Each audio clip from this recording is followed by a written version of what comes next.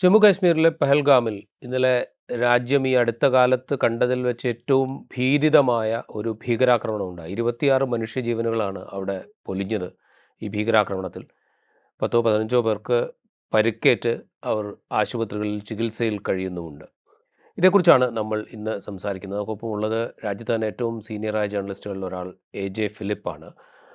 അദ്ദേഹം the Tribune, Hindustan times, Indian express തുടങ്ങിയ പത്രങ്ങളുടെ editorial ലീഡർഷിപ്പിൽ പ്രവർത്തിച്ച വ്യക്തിയാണ്. ദ ഏഡം റിസാല അപ്ഡേറ്റ് സ്പെഷ്യൽ ഡിബേറ്റിലേക്ക് സ്വാഗതം സാർ. നമ്മൾ ഈ സംഭവത്തെ, ഈ ഭീകരാക്രമണത്തെ, സാധാരണഗതിക്ക് ജമ്മു കാശ്മീരിൽ നടക്കുന്ന ഭീകരാക്രമണങ്ങളിൽ വിനോദസഞ്ചാരികൾക്ക് നേരെ, സിവിലിയൻസിന് നേരെ ഉണ്ടാകുന്ന ആക്രമണങ്ങൾ പൊതുവിൽ കുറവാണ് എന്ന് വേണമെങ്കിൽ പറയാം. പക്ഷേ ഇത് വളരെ ടാർഗറ്റഡ് ആയിട്ടുള്ള ഒരു ആക്രമണമാണ്. പിന്നിൽ പ്രവർത്തിച്ചത് പാകിസ്ഥാൻ ബേസ് ചെയ്യുന്ന ലഷ്കർ എ തോയ്ബയുടെ ആസൂത്രകരാണ് എന്ന റിപ്പോർട്ടുകളുണ്ട്. ആ ആക്രമണത്തിൽ നേരിട്ട് പങ്കെടുത്തവരിൽ പാകിസ്ഥാൻ പൗരന്മാരുണ്ട് എന്ന റിപ്പോർട്ടുകളുണ്ട്. കഴിഞ്ഞ ദിവസമാണ് പാകിസ്ഥാൻ്റെ സൈനിക മേധാവി ജമ്മു കാശ്മീരിനെ ഡയറക്റ്റായിട്ട് പരാമർശിച്ചുകൊണ്ട് അത് പാകിസ്ഥാനെ സംബന്ധിച്ച് എത്രത്തോളം പ്രധാനപ്പെട്ടതാണെന്ന് ഓർക്കണം എന്ന് പറഞ്ഞത് നമ്മൾ കേട്ടതാണ്. അത് ഈ സംഭവം പാകിസ്ഥാൻ ഡയറക്റ്റായി വീണ്ടും ഇതിൽ പരോക്ഷമായ നേരത്തെ മുതൽ തന്നെ തുടരുന്നത് വീണ്ടും വളരെ ഡയറക്റ്റായി ഇതിലേക്ക് ഇൻവോൾവ് ചെയ്യുന്നു എന്നുള്ളതിന്റെ തെളിവായി കാണണം. എന്തായാലും സംഭവം വളരെ പേടിപ്പെടുത്തുന്നതും എന്നാൽ വളരെ ദുഃഖിപ്പിക്കുന്നതുമായ ഇത്രയും ജീവൻ പൊലിഞ്ഞതിൽ ഇന്ത്യ എന്ന് തന്നെയല്ല, ലോകമൊട്ടുക്ക് ഈ കാര്യത്തിൽ ദുഃഖിതരാണ്. അതേസമയം മറ്റൊരു കാര്യം കൂടി നമ്മൾ ഓർക്കേണ്ടതായിട്ടുണ്ട്. നമ്മൾ പാകിസ്ഥാനെ കുറ്റം പറയുന്ന പാകിസ്ഥാൻ റിപ്പോർട്ടുകൾ ഉദ്ധരിക്കുന്നുണ്ട് എങ്കിൽ കൂടി നമ്മുടെ ഇന്റലിജൻസ് സിസ്റ്റത്തിലെ ഒരു ഫെയിലിയർ ആയിട്ട് കൂടി ഇതിനെ കാണണമെന്നാണ് എന്റെ അഭിപ്രായം. കാരണം നമ്മുടെ ഗവൺമെന്റ് ജനങ്ങളെ ഇത് പറയുന്നത് അവിടെ പ്രശ്നങ്ങളൊക്കെ തീർന്നിരിക്കുന്നു, അവിടുത്തെ സിറ്റുവേഷനൊക്കെ നോർമൽ ആയിക്കൊണ്ടിരിക്കുന്നു, അതുകൊണ്ട് ആൾക്കാർ അവിടെ പോകുന്നതിന് കുഴപ്പമില്ല. അങ്ങനെ അവിടെ ടൂറിസം വളരെ വികസിച്ച് വരുന്ന ഒരു സിറ്റുവേഷനാണ്. കഴിഞ്ഞ വർഷം ഞാൻ അവിടെ പോയിരുന്നു. ഞാൻ പോയിട്ടുണ്ട്. ധാരാളം ടൂറിസ്റ്റുകൾ അവിടെ വരുന്നുണ്ട്, ഇപ്പോഴും വന്നുകൊണ്ടിരിക്കുകയാണ്. അപ്പോൾ ഇത് എങ്ങനെ സംഭവിച്ചു, ആരാണ് ചെയ്തത്, എന്തായാലും അവരെ പിടികൂടണം എന്നുള്ളതും ആരാണ് ഇവര് എന്നുള്ളത് അവരെ കണ്ടുപിടിക്കുകയും അവരെ ഇത് ചെയ്യുകയും വേണം. അതോടൊപ്പം തന്നെ ഞാൻ ഈ ഇൻസിഡന്റിനെ അല്ലെങ്കിൽ ഈ സംഭവത്തെ അമേരിക്കൻ വൈസ് പ്രസിഡന്റ് JD വാൻസിന്റെ ഡൽഹിയിലുള്ള ഈയിടെയുള്ള സന്ദർശനം, അദ്ദേഹം പോയിട്ടില്ല എന്ന് തോന്നുന്നു, ഇപ്പോൾ ഇന്ത്യയിൽ തന്നെ ഉണ്ട്. അപ്പൊ അദ്ദേഹത്തിന്റെ ഈ സന്ദർശനവുമായിട്ട് ബന്ധപ്പെടുത്തി കാണാനായിട്ടാണ് ഞാൻ ആഗ്രഹിക്കുന്നത്. അതുകൊണ്ടൊരു പ്രത്യേക കാരണം കാണും. ഒന്ന്, അങ്ങനെ നടന്നാൽ ലോകത്തിൽ കൂടുതൽ അറ്റൻഷൻ ഈ സംഭവത്തിന് കിട്ടാം എന്നുള്ളതായിരിക്കാം ഒരു കണക്കൂട്ടൽ. എന്തായാലും 25 വർഷം മുമ്പ് ചിത്തി സിംഗ്പൂര എന്നൊരു സ്ഥലം, ചിത്തി സിംഗ്പൂര എന്ന് അന്ന് കശ്മീരിലെ തന്നെ അനന്തനാഗ് ഡിസ്ട്രിക്റ്റിലെ ഒരു സ്ഥലത്ത് വെച്ച് ഏതാണ്ട് 35 സിഖുകാരെ, സർദാർജിമാരെ വെടിവെച്ച് കൊന്ന ഒരു സംഭവമുണ്ട്. അത് ഇന്ത്യയിലേക്ക് അന്നത്തെ അമേരിക്കൻ പ്രസിഡന്റ് ആയിരുന്ന ബിൽ ക്ലിന്റൺ വരുന്നതിന്റെ തലേ ദിവസമാണ് ഈ വലിയൊരു സംഭവം നടന്നത്. അത് ആരാണ് ചെയ്തത്, എങ്ങനെയാണ് ചെയ്തത്, അല്ലെങ്കിൽ അതിന്റെ പിന്നിൽ ആരായിരുന്നു എന്നുള്ളതിനെ കുറിച്ച് ഇപ്പോഴും ശരിയായ വ്യക്തതയില്ല. പലതരത്തിലുള്ള റിപ്പോർട്ടുകൾ അന്ന് ഈ കാര്യത്തിൽ വന്നതായിരുന്നു. അപ്പോൾ ഈ സംഭവമായിട്ട് നമ്മൾ കാണേണ്ടത്, ആര് ചെയ്താലും അവരെ നീതിക്ക് മുമ്പാകെ കൊണ്ടുവരിക, അവർക്ക് വേണ്ട ശിക്ഷ കൊടുക്കുക എന്നുള്ളതാണ് ഈ രാജ്യത്തെ ജനങ്ങളുടെ ആവശ്യം. അതുപോലെ തന്നെ ഓരോരുത്തരും അവിടെ മരിച്ച ഓരോരുത്തരുടെയും കുടുംബാംഗങ്ങൾക്ക് അവരുടെ ശാന്തി കിട്ടണമെങ്കിൽ ഇതിന്റെ പിന്നിൽ പ്രവർത്തിച്ച കൈകൾ ആരുടേതെങ്കിലും ആയിക്കൊള്ളട്ടെ, അവരെ വെളിച്ചത്ത് കൊണ്ടുവരണം, അവർക്ക് ശിക്ഷ കൊടുക്കാനായിട്ട് കഴിയണം.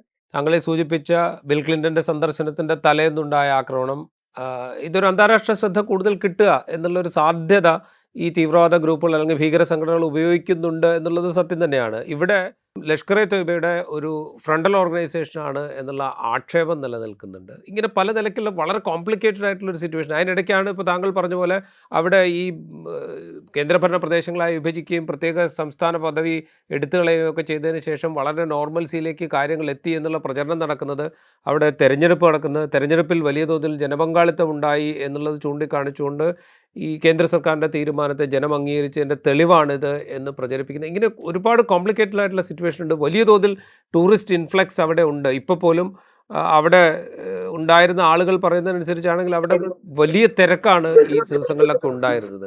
അപ്പോൾ ഞാൻ ചോദിക്കുന്നത്, ഈ വളരെ കോംപ്ലിക്കേറ്റഡ് ആയിട്ടുള്ളൊരു സിറ്റുവേഷനാണ്.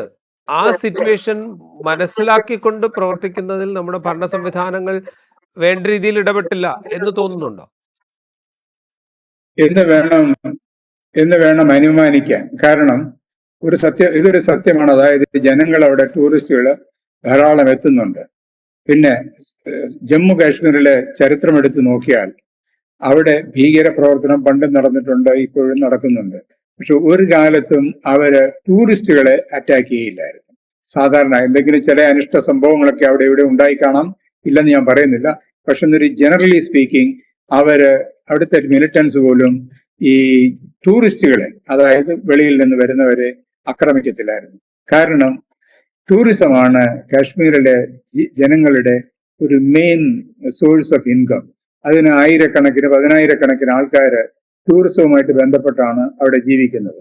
അപ്പോൾ ടൂറിസ്റ്റുകൾ വരിക എന്നുള്ളത് അവിടുത്തെ ജനങ്ങളുടെ ഒരു ആവശ്യമാണ്. അപ്പൊ അതിനെതിരെ ഒരിക്കൽ പോലും ഇങ്ങനെ ഒരു ആക്രമണം നടന്നിട്ടില്ല. എന്തുകൊണ്ടാണ് ഇപ്പോൾ ഇത്രയും വലിയൊരു ഭീകര ആക്രമണം? അതും പറയപ്പെടുന്നത് പേര് ചോദിച്ച്, അതായത് മുസ്ലിങ്ങളല്ല എന്ന് ഉറപ്പ് വരുത്തിയിട്ടാണ് വെടിവെച്ച് കൊന്നത് എന്നാണ് റിപ്പോർട്ടുകൾ സൂചിപ്പിക്കുന്നത്. അതെന്തിനെയാണ് കാണിക്കുന്നത്? അതെങ്ങനെ അവിടെ അങ്ങനെ ഇത് സംഭവിച്ചു എന്നുള്ളത് വളരെ വളരെ കൺഫ്യൂസിങ് ആണ്. അവിടെ ഈ ജനങ്ങൾ ഇന്ന് തെരുവിലിറങ്ങുന്ന കാഴ്ച കണ്ടു. കാരണം വെച്ചാൽ അവർക്കിത് മനസ്സിലായിട്ടുണ്ട്. കാരണം ഇത് ടൂറിസം സെക്ടറിനെ വലിയ തോതിൽ ഹിറ്റ് ചെയ്യുന്ന ഒരു സംഗതിയാണ്. അത് മാത്രമല്ല, ഇതിപ്പോൾ നമ്മൾ ഈ ആക്രമണത്തിന് ഇരയായവരെ കുറിച്ച് പരിശോധിച്ച് കഴിഞ്ഞാൽ കേരളത്തിൽ നിന്നുള്ളതുണ്ട്, കർണാടകത്തിൽ നിന്നുണ്ട്, ആന്ധ്രയിൽ നിന്നുണ്ട്, ഒഡീഷയിൽ നിന്നുണ്ട്, ഹരിയാനയിൽ നിന്നുണ്ട്. അപ്പം എന്ന് വെച്ചാൽ ഒരു പാൻ ഇന്ത്യ സ്വഭാവത്തിൽ ഈ ആക്രമണം നടന്നിരിക്കുന്നു എന്ന് വേണമെങ്കിൽ നമുക്ക് പറയാം. അപ്പോൾ ഇത് മൊത്തത്തിൽ ഈ ടൂറിസം ഇൻഡസ്ട്രിയെ വലിയ തോതിൽ ഹിറ്റ് ചെയ്യും. അത് അവിടുത്തെ ജനങ്ങളെ തന്നെ വലിയ തോതിൽ ബാധിക്കും. ആ ഒരു അവസ്ഥ ഉണ്ട്. അതെ, അത് എങ്ങനെ വന്നു? അതിന് നമ്മുടെ ഭരണ സംവിധാനത്തിന് അല്ലെങ്കിൽ ഇന്റലിജൻസ് ഏജൻസികളുടെ ഒരു ഫെയിലിയർ ആണോ എന്ന് നമുക്ക് ആലോചിക്കേണ്ടതായിരിക്കും. ഉദാഹരണത്തിന് ഈ സംഭവം നടന്നത് ബൈസാരൺ എന്ന സ്ഥലത്താണ്. ബൈസാരണില് ഒരു ചെറിയൊരു ഏരിയ, അതിനെ സ്വിറ്റ്സർലൻഡ് ആയിട്ടാണ്, സ്വിറ്റ്സർലൻഡ് ഓഫ് ഇന്ത്യ. അത് ഹിമാചലിലും ഒരു സ്ഥലമുണ്ട് ഇതുപോലെ സ്വിറ്റ്സർലൻഡ് ഓഫ് ഇന്ത്യ എന്ന് പറയുന്നത്. അതുപോലെ തന്നെയുള്ള ഒരു സ്ഥലമാണ്. അപ്പൊ ചെറിയൊരു ഏരിയയിൽ കോൺസെൻട്രേറ്റഡ് ആയിട്ട് അവിടെ ടൂറിസ്റ്റുകൾ എത്തുന്ന ഒരു സ്ഥലമാണ്. അപ്പോൾ അങ്ങനെ കോൺസെൻട്രേറ്റഡ് ആയിട്ട് എത്തിയ ഒരു സ്ഥലത്ത് ഇത്രയും ഭീകരർ അവിടെ വന്നിട്ട് ഇത്രയും പേരെ കൊല്ലാൻ കഴിഞ്ഞു എന്ന് പറയുന്നത് പല വിധത്തിലുള്ള സംശയങ്ങള് ഉയർത്തുന്നുണ്ട്. പിന്നെ നമ്മുടെ ഉദാഹരണത്തിന് നമ്മുടെ സംസ്ഥാനത്ത് 370 മാറ്റം, ആർട്ടിക്കിൾ 370 നമ്മുടെ ഭരണഘടനയിൽ എടുത്തു കളഞ്ഞു, അല്ലെങ്കിൽ എടുത്തു കളയണം എന്നുള്ളത് BJPയുടെ പണ്ട് തൊട്ടേ ഉള്ള ഒരു ഡിമാൻഡ് ആയിരുന്നു. അവർക്ക് അധികാരം വന്നപ്പോൾ അവർക്ക് അത് മാൻഡേറ്റ് ആയിട്ട് തന്നെ പറയാം. പക്ഷെ ഒരിക്കൽ പോലും BJP അവരുടെ ഇലക്ഷൻ മാനിഫെസ്റ്റോ ഒരു ഇലക്ഷനിൽ പോലും ഈ സംസ്ഥാനത്തെ രണ്ടായിട്ട് വിഭജിക്കും എന്നൊരിക്കൽ പോലും പറഞ്ഞിട്ടില്ല. അങ്ങനെ ഒരു പ്രോമിസും കൊടുത്തിട്ടില്ല. ഈ വിഭജനം കൊണ്ട് എന്ത് ബെനിഫിറ്റ് ഈ രാജ്യത്തിനുണ്ടായി അല്ലെങ്കിൽ ഈ സംസ്ഥാനത്തിനുണ്ടായി എന്നുള്ളത് ചിന്തിക്കേണ്ട ഒരു അവസരം കൂടിയാണ്. ഒരു കാര്യം വളരെ വ്യക്തമാണ്, നമ്മുടെ ഇന്റലിജൻസ് അപ്പാരറ്റസ് അവിടെ പരാജയപ്പെട്ടിട്ടുണ്ട്.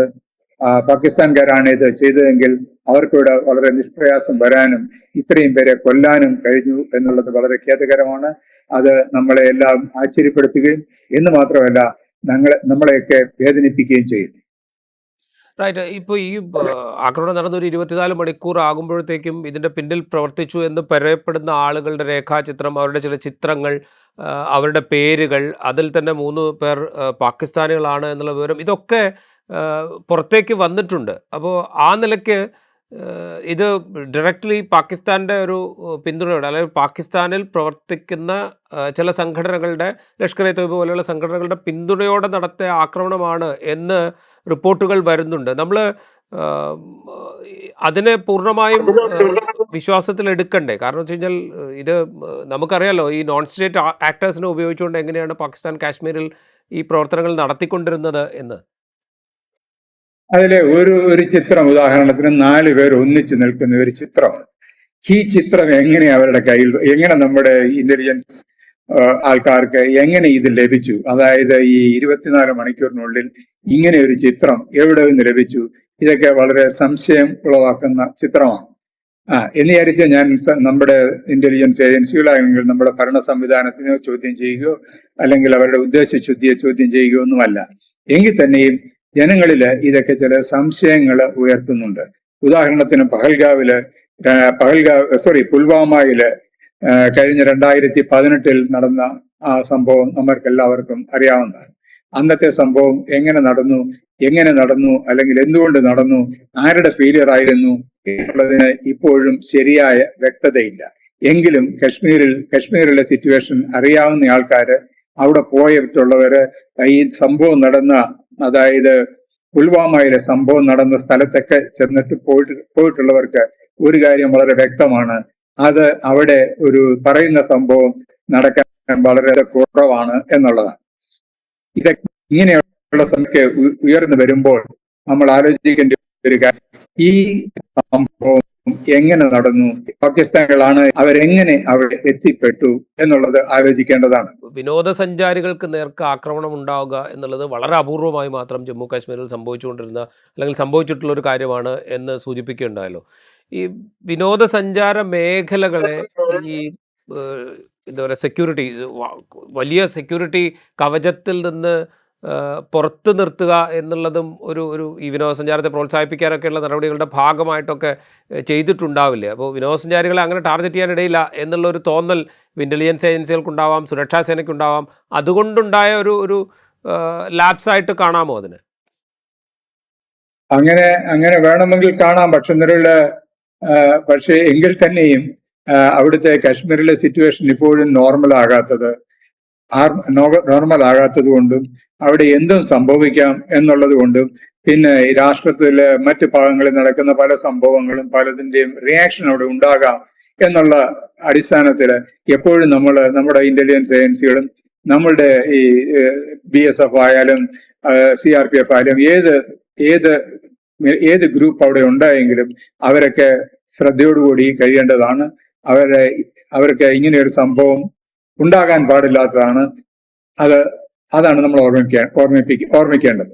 അവിടുന്ന് വരുന്ന റിപ്പോർട്ടുകൾ അനുസരിച്ചാണെങ്കിൽ സ്റ്റേറ്റ് പോലീസാണ് ഇതിൻ്റെ അന്വേഷണവുമായിട്ട് ആദ്യം മുന്നോട്ട് പോയത് എന്നൊക്കെയാണ് റിപ്പോർട്ടുകൾ വരുന്നത്.